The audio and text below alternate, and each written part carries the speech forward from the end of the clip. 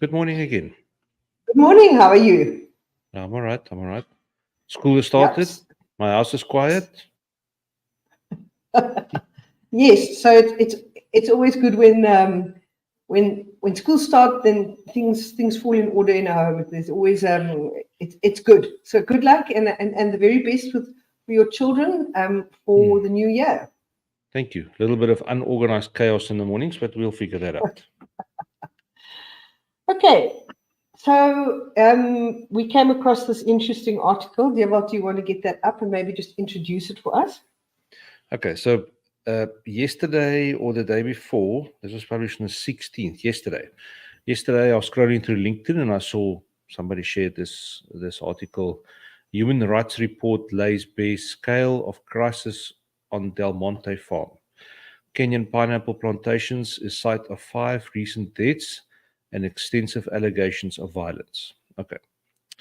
So it's a longish article. I'm not going to read everything, but there's been an inquiry that's been made onto Del Monte farms in Kenya. They produce pineapples, but there was a death in November. A man whose body was discovered in a dam on Del Monte's farm in November. And then over Christmas, police have been investigating the death of 4 men whose bodies were found in the river over Christmas. And here's the catch: after they went to the farm to steal pineapples. Okay, so gathering from this, there's quite a big issue. Paragraph 2 says the findings seen by the Bureau of Investigative Journalism and The Guardian, which we all know is a well-respected news source, are highly critical of Del Monte, Kenya, and include claims that company employees are working with a cartel of pineapple thieves to provide intelligence. It says the farm has serious problems with organized theft, losing crops to gangs on a large scale. Okay, so they are investigating that the employees are giving info through to these cartels. Obviously, when the stuff is ripe, when they can come and to steal the fruit. Now, this is all it says. It doesn't say what these cartels are doing with the fruit. Is this people coming to steal to export it again? Is it people stealing because they're hungry? Is it people stealing because they sell it next to the road? That it doesn't say. Yes, and it actually touches a nerve.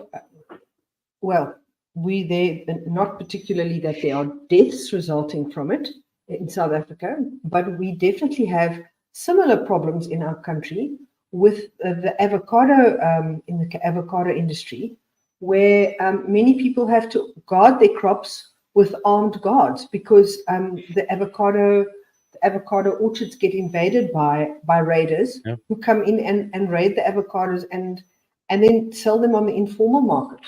So, and that's not, it's not hush hush stories. That it's been featured on places like Carte Blanche, where they've had whole insets of this, and it's actually and it's not just a couple of security guards sitting in a booth by a gate. They've got armed security guards on the driving around at night on Land Cruisers, patrolling the fences.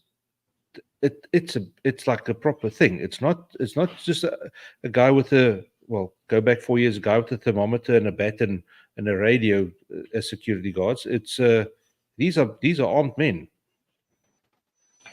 Yes, and so this article, and there is a lot of, you need to read between the lines a lot with this article because there are a lot of things said and not quite quantified, as you explained. But it sketches a scenario which I think is quite familiar, where you are producing fruit, high value fruit, in a situation where, in an environment where there are a lot of people that are, you know, there's the haves right next to the have-nots, and there's lawlessness, which fits quite nicely between these two, and it's a very difficult situation because I don't think a lot of people in the first world realize how one has to literally protect the fruit that we are growing for them to be exported to them, that the kind of the protection that is required and the insidious nature of how people come in and literally steal the fruit you've spent a lot of time and resources growing. So this issue with Kenya,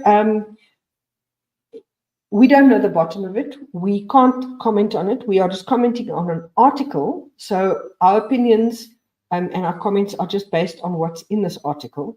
But also, it highlights a problem. It highlights a problem which happens, well, definitely in other parts of Africa and potentially in other third world countries where this kind of high value product is being grown right next to areas where there are hungry people and lawlessness can happen.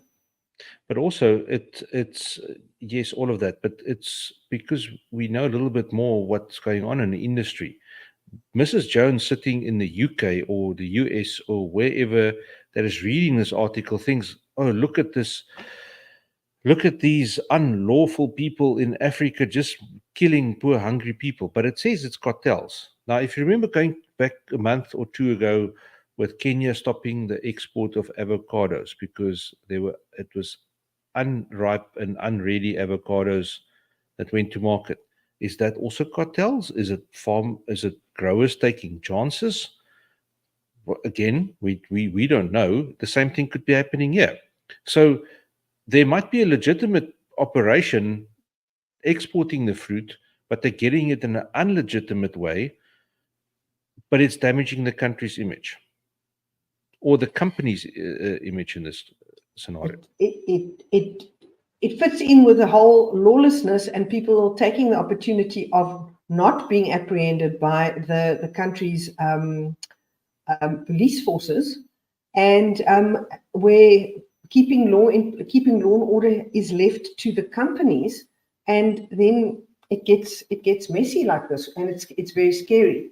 But it says to get back to the first world, supermarkets told the TBIJ, and that's the Bureau of Investigative Journalism, whatever, and the Guardian, they have called on Del Monte to conduct a robust investigation into the latest deals. Two said they had withdrawn products from their shelves. I just want to find there's another article, another part in this article where they talk about that. It also says the problem of organized theft poses a heightened risk for ordinary bystanders who are in danger of being mistaken for thieves and harassed by the guards. These guards have got a job to do. Again, if somebody stands next to you in the shop, is he a thief? You don't know. You don't know what he does behind closed doors. Okay, yeah. there was okay. Partner Africa sent a report to, I think that's people did the investigation, report to Del Monte on the 17th of November. The supermarkets were sent an executive summary by Del Monte in December, days after the Guardian reported of the death. Tesco stopped selling pineapple sourced from the farm last year. Waitrose did the same in September.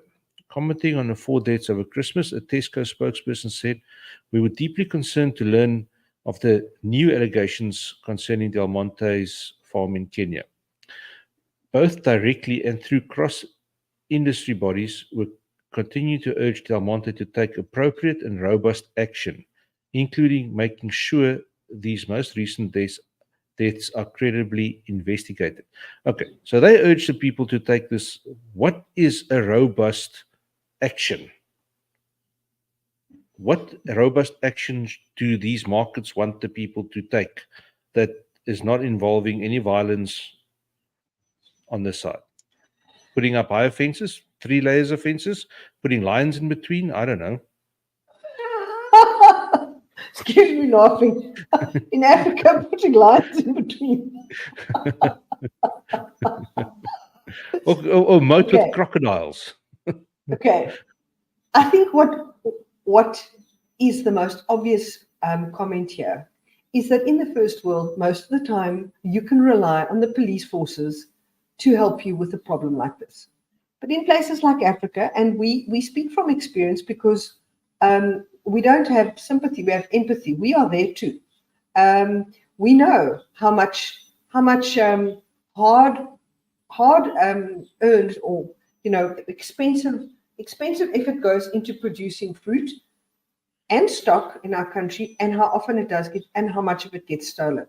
So it's a very difficult situation, and it boils down to opportunism and lawlessness. And we have similar problems in our country, and it's a big problem. Difficult to pin down, and it's just. I mean, my comment would be, look, this is happening in other parts of the world. It happens in our country. It's very difficult. It's very controversial, and it's something that I think a lot of first world people don't realize how difficult this is. Yes. I have posted the article in the comments so people can actually go and read it themselves. We didn't go through the whole article, but it's basically the same thing over and over again of what we've spoken about. Then, but maybe Del Monte could take a page from your book, dear. What you never know, they might actually put up a double fence with some lions in between. A moat with crocodiles better. The crocs will keep the bodies under the water. We must stop this. But the lawlessness is a problem. The lawlessness is a huge problem, and it's not going to be solved today. And I saw a thing on TikTok. I saw a thing on TikTok this morning about the lawlessness in the UK, where this guy walks into a shop. It didn't mention the shop, but the cheese was locked in plastic boxes, like it's almost like remember the old VHS video cassette things you used to get at the video shop? Mm-hmm. For the older people listening to this will know, but they the cheese is locked inside that, so people can't steal it. Yeah. It also talks about people are hungry and desperate, and lawlessness allows opportunism, and this is what we're facing in the world. Yeah, unfortunately, you can't lock up a whole pineapple field or an apple orchard. No.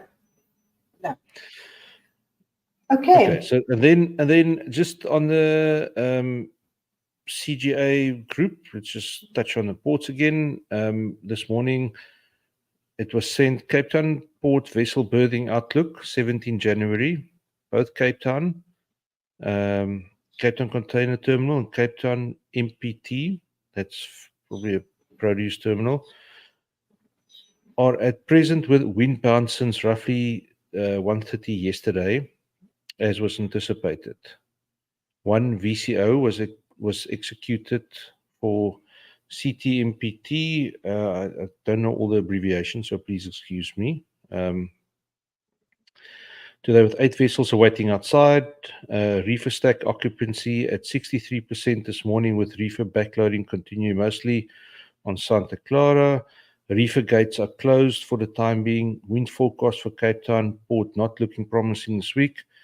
Present wind disruptions should ease by tomorrow morning and then resume possible disruption in the afternoon, with 30 knot southeaster predicted.